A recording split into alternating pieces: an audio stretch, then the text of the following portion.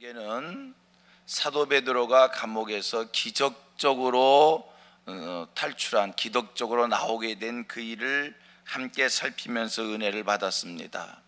4명이 사교대로 쇠사슬에 묶여 있는, 감옥에 갇혀 있는 베드로를 감시했는데 어떻게 그 감시를 뚫고 나올 수가 있었을까? 한마디로 기적이었습니다. 하나님께서 기적을 행하여 주셔서 베드로가 쇠사슬에 묶였어도, 감옥에 갇혔어도 16명의 간수들이 눈을 부릅뜨고 지켰어도 베드로는 감옥에서 나올 수 있었습니다. 우리가 마음에 새겨야 될 것은, 그리고 믿어야 될 것은, 기억해야 될 것은, 여러분, 하나님이 하시면 됩니다. 이 말씀이 꼭 마음에 새겨서 우리의 신앙이 되기를 바랍니다. 이 땅을 살아가면서 우리도 베드로처럼 그렇게 감옥에 갇히는 일은 아니어도 우리의 삶이 마치 쇠사슬에 묶인 것처럼 꼼짝달싹 할 수 없는 그런 어려움에 빠질 때가 있습니다. 이 문제를 어떻게 해결할까? 길이 없고 방법이 없고 막막할 때가 있습니다. 인생은 이렇게도 표현할 수 있을 거예요. 인생은 다 뭔가에 묶여서 살아요. 자유롭지를 못해요. 여러분, 내 삶이 쇠사슬에 묶인 것 같고 감옥에 갇힌 것 같아도 어떻게 하면 된다고요? 하나님이 하시면 됩니다. 하나님의 능력으로 해결할 수 있습니다. 그런데 기억할 것은, 우리 하나님께서 그 일을 행하실 때, 우리가 그러한 기적을 소원할 때 동력이 뭡니까? 배경이 뭡니까? 기도예요. 기도가 하나님의 능력을 이끌어낸다는 겁니다. 또 고백합니다. 기도가 하나님의 능력을 이끌어낸다. 그렇습니다. 기도가. 베드로가 감옥에 갇혔을 때, 여러분, 베드로는 그 모든 일들을 하나님께 맡기고 그저 감옥에서도 쿨쿨 깊은 잠에 빠졌지만, 기억하실 것은 교회가 감옥에 갇힌 베드로를 위해서 간절히 기도했다는 거예요. 기도가. 자, 5절 말씀 한번 올라가서 봅니다. 5절 시작. 이에 베드로는 옥에 갇혔고 교회는 그를 위하여 간절히 하나님께 기도하더라. 간절히 기도하더라. 매여 있는 우리의 삶을 뭐가 풀어준다고요? 기도입니다. 간절한 기도가 모든 매여 있는 우리의 삶을 자유롭게 풀어준다. 오늘 본문으로 봅니다. 본문에 와 봅니다. 자, 이제 사도 베드로 감옥에서 나와서 이제 자유한 몸이 돼서 이제 첫 번째로 찾아간 데가 있습니다. 어디를 찾아갔습니까? 마가 요한의 어머니 마리아의 집으로 찾아갑니다. 12절에 설명되어 있지요. 마가 요한의 어머니 마리아의 집, 이 마리아의 집, 이곳은요 예루살렘 교회의 중심입니다. 예수님이 최후의 만찬을 하시던 곳이기도 하고요, 오순절 성령의 강림하심이 마가의 다락방에 임했고요. 자, 감옥에서 풀려난 요한, 그곳을 찾아갑니다. 12절 말씀 가봅니다. 12절 시작. 깨닫고 마가라는 요한의 어머니 마리아의 집에 가니 여러 사람이 모여 기도하고 있더라. 마가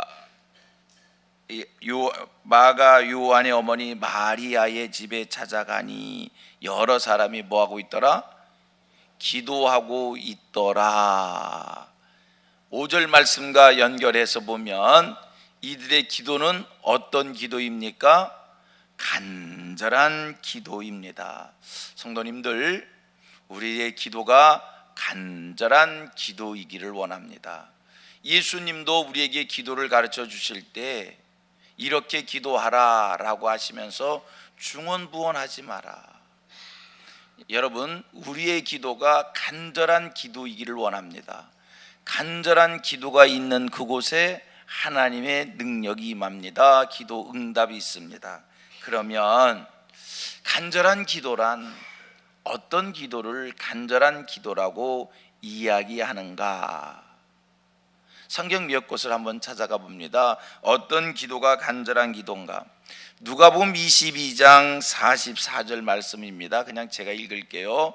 누가복음 22장 44절, 예수께서 힘쓰고 애써 더욱 간절히 기도하더니 땀이 땅에 떨어지는 핏방울 같이 되더라. 여러분, 이런 기도가 간절한 기도입니다.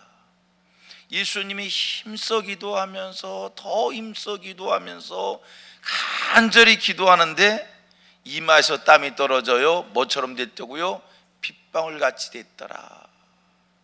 우리의 기도가 간절한 기도이기를 원합니다. 중언부언하는 기도, 대충의 기도, 형식적인 기도, 시간을 채우는 기도가 아니라 힘써 간절히 하는.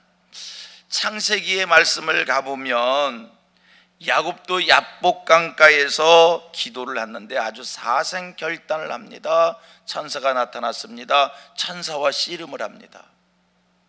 나를 축복하지 않으면 내가 놓지 않겠습니다. 마지막에는 야곱의 환도뼈가 부러질 정도로 그렇게 천사를 붙잡고 씨름하는 야곱입니다. 여러분, 간절한 기도인 줄 믿습니다. 우리의 기도 어떤 기도해야 되는가? 간절한 기도입니다. 여러분, 기도는요 얼만큼 기도를 하면 많이 하는 걸까?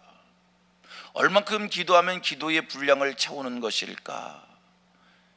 성도의 기도, 어떻게 하는 기도가 간절한 기도일까? 기억하세요. 기도는 믿음이 생길 때까지 하는 겁니다. 어떤 기도가 기도의 분량이 얼만큼이라고요? 얼만큼 기도를 하면 많이 하는 거라고요? 10시간을 기도했어도, 시간으로 얘기하겠습니다. 10시간을 기도하고 12시간을 기도해도 믿음이 생기지 않으면 부족한 거예요. 더 기도하셔야 돼요. 어떤 문제를 가지고 기도합니다. 그 기도를 했는데 기도 중에 하나님께 딱 맡기는 확신이 생겼어요. 맡겨도 된다라는 하나님의 뜻대로 하옵소서. 이래도 감사하고 저래도 감사하고 이러한 믿음이 생겼어요. 여러분, 이게 기도의 분량을 채운 겁니다. 우리는 그만큼 기도를 해야 되는 겁니다. 그런데 5분 기도했는데 그런 믿음이 생겼어요. 그럼 기도의 분량을 채운 겁니다. 기도는 믿음이 생길 때까지 힘써 간절히 구하는 것, 이거입니다. 여러분, 우리의 기도가 그런 기도 되기를 원하는데 그 믿음이 생기는 기도가 이렇게 눈 감으면 바로 생기는 게 아니에요. 제가 어저께 그런 말씀을 드렸어요. 기도가 쉬운 것 같아도 기도가 쉬운 게 아니라고요. 눈만 감으면 그냥 믿음이 생길 것 같아요. 목사도요, 기도할 때 기도를 오랜 시간 많이 열심히 해야 믿음이 생기는 거예요. 그런 기도를 원합니다. 보십시오. 엘리야가 갈멜산 꼭대기에서 제단 차려놓고 기도합니다. 그때 엘리야의 기도에 하나님이 응답하셔서 하늘에서 불이 내려서 제단에 제물을 다 태우고 도랑의 물까지 다 말라버리게 해주셨어요. 이때 엘리야가 어떤 기도였는지 아십니까? 이방 선지자들과 생명을 내건 기도입니다. 만약 너희들이 믿는 신이 참 신이면 너희들이 기도할 때 불을 내릴 것이고, 만약 내가 믿는 신이 참 신이면 내가 기도할 때 불을 내릴 것이다. 여러분, 이거는요 자기의 생명이 달려있는 거예요. 자기가 기도할 때 불을 내려야지, 불을 내리지 않으면 엘리야 죽임을 당할 수 있는 거예요. 그래서 엘리야는 갈멜산 꼭대기에 올라가서 만군의 여호와 하나님을 찾아 기도하지만, 여러분, 이때에 얼마나 절박한 가운데서, 얼마나 간절한 가운데서 하나님을 찾았을까. 성경에 그의 머리를 무릎 사이에 묻고 기도했다고 얘기했는데 얼마나 간절히 기도하는 기도였을까. 이런 기도를 소원합니다. 솔로몬이 왕에 올랐어요. 하나님 앞에 일천번제를 드립니다. 어린 나이에 왕이 됐으니까 바른 통치를 원하는 거예요. 어린 아버지처럼 성군이 되어야겠어요. 그때 여러분 알잖아요. 솔로몬이 하나님 앞에 간구할 때 무슨 제사라고 그래요? 일천번제를 드렸다는 겁니다. 말이 그렇지요. 일천번제라는 것 어느 정도인지 아십니까? 우리가 그냥 성경을 기록되어 있는 것을 읽고 지나가니까 그랬나 보다지요. 일천번제라고 하는 것은 성경에 번제를 드릴 때마다 양을 잡잖아요. 1,000마리의 양을 잡았다라고 하는 그런 것 아닙니까? 번제가 얼마나 번거로운 제사입니까? 그런 제사를 1,000번을 드렸다는 겁니다. 하루에 한 번씩 번제를 드렸다고 해도 3년인 거고요. 그러한 정성을 다한 기도, 그때 하나님께서 솔로몬에게 나타나셔서 네 소원이 뭐냐, 네가 원하는 게 뭐냐 물으셨던 것 아닙니까? 솔로몬의 이 기도가 간절한 기도입니다. 여러분, 오늘 저와 여러분들의 기도가, 우리 성민교회의 기도가 믿음이 생기도록 부르짖는 간절한 기도가 되기를 원합니다. 다니엘이 하나님 앞에 기도해요.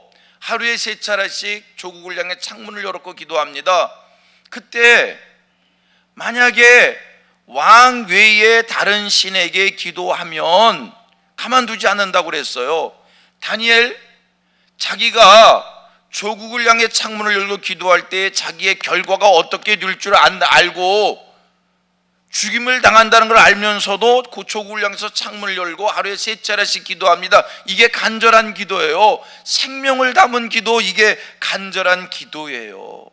그래서 우리 믿음의 선배들은 우리에게 간절한 기도를 가르칠 때 어떻게 기도하라고 가르칩니까? 금식 기도해라, 철야 기도해라, 작정 기도해라. 믿음의 선배들이 그렇게 우리에게 간절한 기도를 가르쳤고요.